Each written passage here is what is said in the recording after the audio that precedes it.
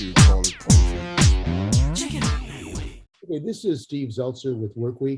We're talking this morning with Roger Marenco as president of TWU 250a, which represents the transit operators in San Francisco. And they, of course, have been on the front lines and have faced the COVID pandemic and now are also under attack with the threats of termination. So welcome to WorkWeek, Roger. Thank you, Steve. So Roger, why don't you first talk about, we haven't discussed the earlier point, how did the COVID pandemic affect transit workers when it first hit in San Francisco? Well, it was absolutely scary because our transit operators deal with hundreds, maybe even thousands of different people, passengers on a daily basis. And I always tell everybody that we deal with more people than anybody else in the city and county of San Francisco, more than police, firefighters, more than doctors, because of the amount of just passengers that we see and interact with on a daily basis. So it was absolutely scary for us because, we're putting ourselves in 10 times higher risk than almost any other classification in the entire city and county of San Francisco. On top of that, operators constantly being harassed, threatened, intimidated, bullied, assaulted, literally on a daily basis, and the ones that we know about in terms of being assaulted, those are just the ones that get reported. Think of all the other verbal assaults, harassment, intimidation that does not get reported. That's just, it's tremendously high. And when the virus hit, what did the city do, the city and county, to make sure that your members didn't get infected from COVID, and what protection did you have? Masks? I mean, how did that happen? And were you struggling to get the city to properly protect your members? Eventually, we were issued personal protective equipment. Eventually, we were allowed to use to have barriers installed on some of our vehicles. Eventually, the agency agreed to having a big X on the floor, symbolizing, hey, don't stand on this big X, give me 6 feet worth of social distance. But we had to fight for that. Anytime that labor acquires any type of benefit, whether it's health, safety, wage increases, whatever the benefit may be, even if it's non-monetary, you always have to fight for it. It is never given to you. So we had to fight for it, and eventually we were able to be provided with personal protective equipment, certain time off, social distancing on the buses with the big X's on the floor, et cetera. But we had to fight for it. And how many of your members got sick and how many died? We only know of the ones that actually got reported. I personally know that there are many, many more, dozens, maybe even hundreds more that could have or that did get infected, but only the ones that actually got reported to the SF MTA are the ones that we know about. In terms of fatalities, I believe it's 4, I believe. And workers who got sick, were they forced to work, or were they able to take time off to take care of their illness? Transit operators, automotive service workers, transit fare inspectors, they do not work remotely. You cannot drive a bus from being at home, unless you're driving, a video game on your Nintendo or something. So that does not work with our group, our classification, and that's one of the reasons why we have been pushing forward with hazard pay for our members being included in that sort of line of frontline workers, essential workers, and that's one of the reasons why we've been demanding hazard pay, because these are the men and women that kept this city afloat during the pandemic, and they are not being recognized. One of the ways that they could and should be recognized, one of the ways that they need to be recognized, is by giving them a hazard pay bonus incentive.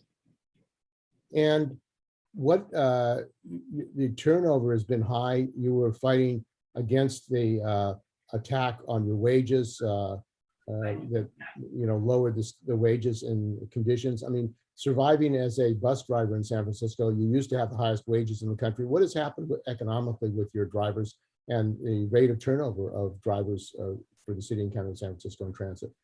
Well, we are one of the lowest paid groups in the SF MTA fleet. We are the most worked. We are the most overburdened. We are overworked, overburdened, overstressed, overloaded, and we are underpaid, underappreciated, underrepresented. And it's sad because we are the workforce. We are the driving force. I consider the transit operators. I always tell this anytime that I'm speaking. Transit operators are the bloodline that give life to this city. Without the transit operators, this city will not move.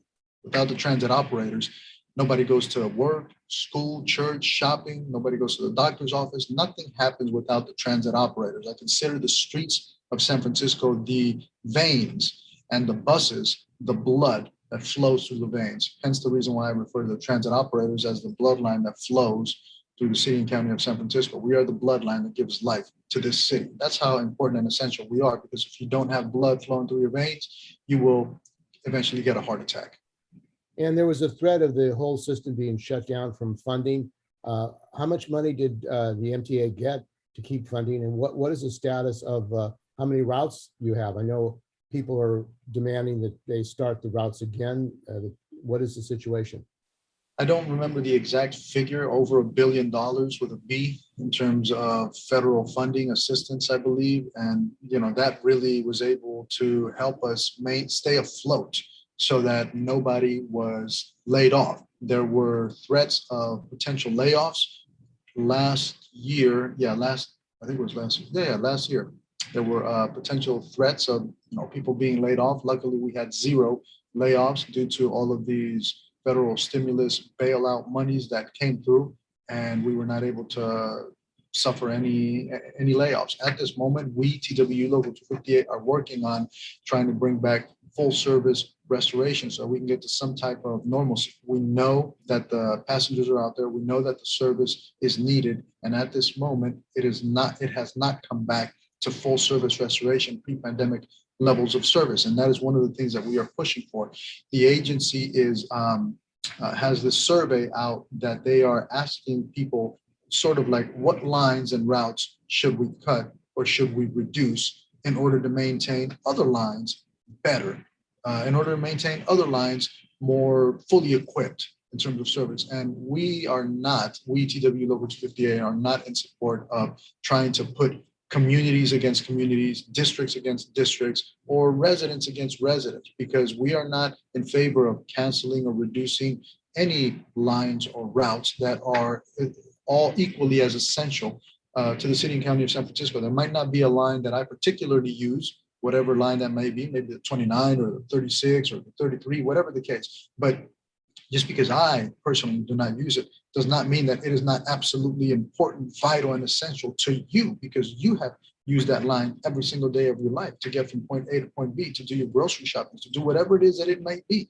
And that line is absolutely imperative to you, to your daily interactions here in the city and county of San Francisco. And that's why we, TWU Local 250a, cannot support cutting or reducing any particular lines, even if it's smaller lines like the 36. We're not in support of that. And they've hired a consultant apparently from outside San Francisco to figure out how to do cutbacks. What's going on with that? These consultants that MTA is bringing in. I think that is absolutely ridiculous. It is a complete waste of time, money, energy, and resources. Hiring a consultant for what? We have 800,000 consultants here in the city and county of San Francisco. Every single passenger that rides the bus is a consultant, and they will tell you exactly what it is that they need, and they will not charge the SF MTA $250,000 or $300,000 per year to do it. So our constituents, they are our consultants. They are the experts. They are the specialists, because they have been riding these buses day in and day out, year after year, decade after decade. They are the professionals in the field. And we're now going on to 19 months after this pandemic has hit. Do you have testing in the city and county of San Francisco for your members so that they can find out whether or not they have become infected? Is there a protocol for mass testing of public workers? Testing is available, yes. However, it is going to soon become obsolete given the mayor's orders and the decree that is coming down from City Hall in terms of get vaxxed or get fired. We have asked City Hall to rescind their policy of get vaxxed or get fired. And we have asked them, requested, demanded that they implement a policy of get vaxxed or get tested on a weekly basis so that the city and county of San Francisco does not lose, 300 plus transit operators. So we are against get vaxxed or get fired. And we are in favor of get vaxxed or get tested. And why isn't the city saying that testing should be part of a public health policy to protect us from the vaccine? In Taiwan, in China, they have mass testing to find out whether or not people have the disease. Why is the city and other agencies around the country firing people without having a testing protocol to protect the workers and the public? That's a good question. I think the only way I'd be able to answer that is Big Brother is watching, Big Brother is dictating, and the new world order is coming down with their iron fist.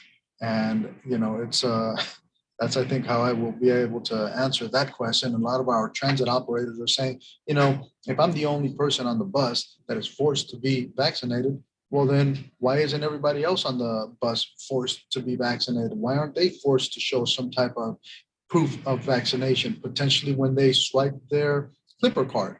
The little thing should turn green, meaning, okay, 2 thumbs up, you're good to go. And if it turns red or goes, then that means, this person's not vaccinated. Get off the bus, right? If you're forcing the transit operator to get vaccinated in terms of health and safety, well, then why not, make it similar for everybody entering and exiting the bus? And of course, the drug companies want more vaccines. That's a big revenue stream paid for by our tax dollars. The issue of shutting down the virus, it seems that there's an acceptance that the virus is going to continue and that vaccines can solve the problem. You're saying you don't believe that to be the case? I'm saying that vaccines are a solution, not the solution. And the issue of termination of employees, there have been protests all over the country of public workers in New York, nurses and others. What is the labor movement doing about fighting, and the Labor Council, the TWU nationally, about fighting for protection of workers and a testing protocol going alongside urging people to get vaccinated?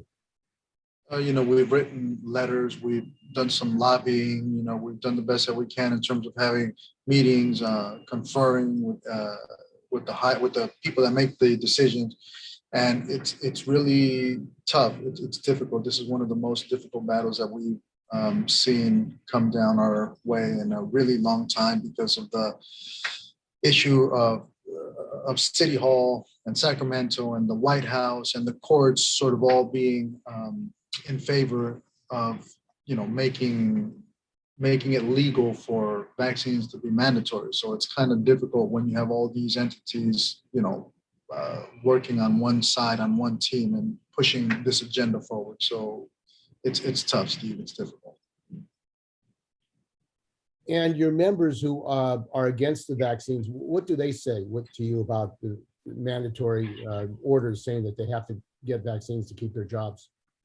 They're nervous. They're scared. Some of our members, this is their lifeline. This is the only thing that they've done. Some of our members have been here decades, and they've dedicated their entire lives to this agency, to this entity, to the city and county of San Francisco. And for them to be kicked out, kicked in the ass like this and get the hell out, it seems very, very unfair. It doesn't seem nice, And the issue of health and safety protection, where is Cal OSHA? Has there been physical inspections by Cal OSHA to make sure that your members are being protected? I don't know. I haven't dealt much with Cal OSHA in terms of that. I don't know. So it sounds like they're missing in action. I mean, Cal OSHA inspectors should be, that's what their job is, protecting the health and safety. Have there been complaints by any of your members about the health and safety conditions of the MTA? Health and safety is always an issue here, and our operators are always put at risk in terms of health and safety situations. Like I stated earlier, our members are constantly, at the front lines, and they're always being harassed, threatened, intimidated, bullied, assaulted, whether it's verbal, spiritual, physically, etc. Health and safety is always a big issue, the biggest issue here in the city and county of San Francisco for TWU Local 250a. And the issue of there's an ongoing corruption scandals and retaliations, racist actions against members. Is that still going on at this point? I mean, it seems like many MTA employees, not necessarily 250A members, have been retaliated against, have been bullied by some managers. Is that still an ongoing problem at the MTA? Yes, the BEA, which is the Black Employees Alliance, is doing a great job, and they're taking the lead role in terms of just trying to point out all of these situations that are occurring in terms of discrimination based off race, gender, sexual identity, sexual orientation, religion, etc. And so they have been pretty much taking the lead role in that, and they're doing a great job in terms of bringing to light all of these situations dealing with discrimination-based related issues.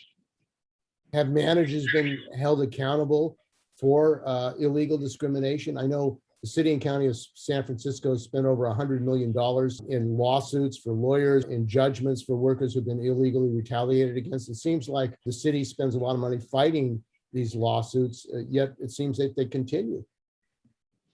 That's a huge number. It seems like a huge waste of money, and there seems to be a lot of wasteful expenditures here in the city and county of San Francisco, here within the SF MTA, and it's sad. It's an ongoing battle, and it's something that needs to be cleaned up, not just for the workers, but also just in terms of the amount of wasteful spending in terms of time, money, energy, and resources that could and should be diverted and focused on something else, like improving our health and safety, improving our service, etc. So it seems like a huge waste of time, money, energy, and resources that we have to even continue dealing with this. And, these situations go unpunished.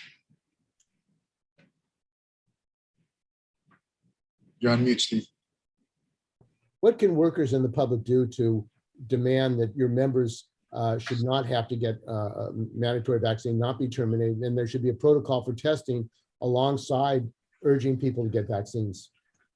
I think the best and most effective thing that they can do is call the SFMTA, email the SFMTA Board of Directors, and express their thoughts, opinions, suggestions, and recommendations. Because if they start doing that, then their inboxes will eventually become full, their voicemails will become full, and I think that's one of the best ways that they can assist in this moment right now. Now, there have been some other attacks on transit workers in New Orleans. Valerie Jefferson, the president of that ATU Local 1560, they had hazard pay during the hurricane, and then this manager, Wiggins, refused to pay a CEO, and when she went to talk to him, he fired her, and now says that the company will no longer recognize her as the union representative.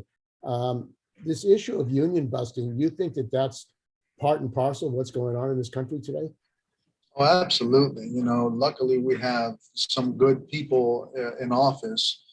Secretary of Labor, very, very pro-labor, and we have a whole bunch of other folks in the cabinet and different political positions that are doing the best that they can to help us. When I say us, I mean unions, labor organizations, in terms of bringing on board more union jobs, more union members, more union based benefits, wages, etc. So it's always a scary situation when certain politicians are trying to bust up the unions, because unions are the ones that brought us vacations, paid days off, sick time. Unions are the ones that brought us overtime, wage increases. Everything that we have that I just stated was gained through the labor movement. It was not handed down as a good gesture on behalf of any agency or entity. Everything that we have in terms of paid sick days,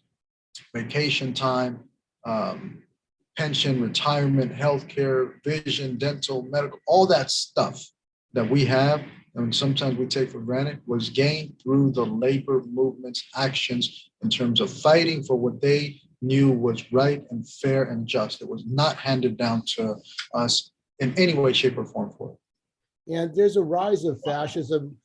We had a President Trump who tried to overthrow the government with an insurrection and coup. The Vermont AFL-CIO said that there should be a general strike if there was an attempted coup and insurrection. What do you see?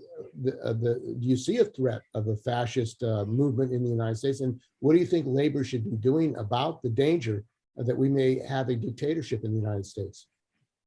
That's always a difficult, scary situation. My wife is from Nicaragua. There's actually a dictatorship right there at this moment, to the point of which the current dictator, Daniel Ortega, is arresting everybody running against him for president. He even went as far to arrest Miss Nicaragua, for trying to run against him for president, which I thought was just the last straw right there. I couldn't take that one. That one was absolutely just ludicrous. And so it's scary to think about the United States of America falling into that sort of a situation, or political situation. And I think that the labor movement needs to and should be all on board, whether it's locally, statewide, and nationwide, in terms of getting ready to take a massive direct work action if and or when the time comes, in terms of protecting our jobs, protecting our retirement, protecting our benefits. And the rise of racist attacks, it seems that it's okay now to have attacks on Blacks, on Asians. There have been in San Francisco an escalating attack on Asian people, elderly. How does your union feel about what's going on with the racist xenophobia that's developing, attacking Chinese people? I mean, whipping up a campaign against China? It's unfortunate. It's a lot of miseducation. It's a lot of false information in terms of, oh, we need to take out our anger and frustration against this group of people, or against these types of people, or against this race, or against this gender, this ethnicity. It's a lot of miseducation. It's a lot of false information that some people are just using as propaganda when they come into these high political positions of power. And then, you have a lot of these violent actions that are occurring out in the streets, because sometimes people say the wrong things when they're in higher positions of power, and you get people hoorahing in terms of violent actions against certain people, which have absolutely nothing to do with the reality of the situation in terms of how to improve things. So taking out your anger and frustration by physically beating the crap out of a particular person because of their gender or identity or ethnicity is absolutely bad, wrong, and incorrect in any way, shape, or form whatsoever. And your members are made up of Latino, Black, Asian. Have they been subjected to racial abuse as a result of their nationality or their race? Oh yeah, all the time. And the only ones that sort of make it as a highlight into the news or into the media, are the ones that are on a bigger scale, on a bigger level. And like I stated earlier, there's many, many times when this happens on a daily basis, and these situations and instances do not get reported. And you talked about the conditions of your members, rank and file, but also in San Francisco, we have a tremendous number of homeless. We have tents in the streets. There are thousands of people in tents. They can't afford housing. You have empty $1 million condos, yet you don't have space for the people who are on the streets. What do you think about the general social situation? Because it doesn't seem like it's going to go away. It seems like it's getting worse as far as evictions and what is facing working people in San Francisco and the country. Working people are no longer able to afford to live in the city and county of San Francisco, and as a result, they turn into the homeless population. Everybody's being kicked out, everybody's being forced out because of these absolutely ridiculous rents, where a studio is going for $3,000 and a one bedroom is going for $4,500 renting per month. And that's a scary situation that's happening in the city and county of San Francisco, where a working man or a working woman is not even able to pay rent in the city and county of San Francisco. And as a result, they end up being homeless. So that is a huge problem here in San Francisco. And I'm not sure how to go about it at this moment, other than just hoping for a huge reduction in rent so that people can be able to afford to live in the city. Yeah, but it seems like the billionaires really run San Francisco. They're building condos.